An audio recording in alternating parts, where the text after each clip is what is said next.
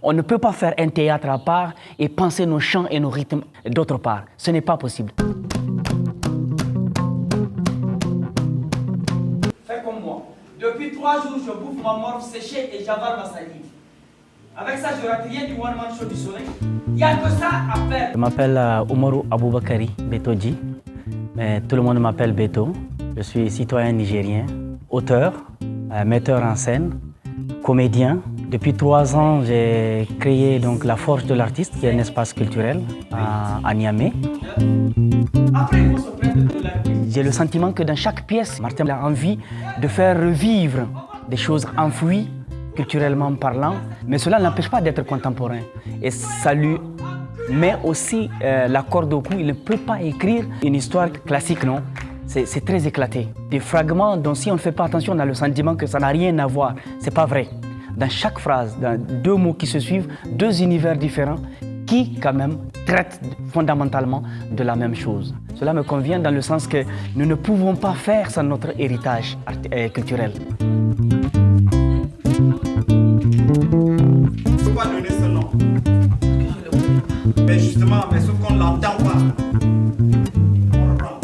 Il ne s'agit pas d'être un simple diseur de texte. Il faut physiquement s'imprégner, penser au déplacement physique du texte, ce qui n'est pas toujours évident. Mais Martin, il va un peu plus loin en donnant déjà l'environnement. Parce qu'il y a des musiciens, il y a des danseurs, il y a des gens qui travaillent physiquement, qui ont des phrases physiques. L'univers tout entier pose sur le rythme. On pile le mille par le rythme, accompagné de la chanson. On ne peut pas faire un théâtre à part et penser nos chants et nos rythmes d'autre part. Ce n'est pas possible. Donc cette pièce repose essentiellement sur ça. Les phrases ne sont pas dites, elles sont dansées, elles sont rythmées. C'est comme ça que je perçois ça. Chez nous, on dit souvent, quand tu dis à quelqu'un « viens, on va travailler », tu lui as dit « viens, on va se bagarrer ». Ce n'est pas le sentiment que j'ai eu ici.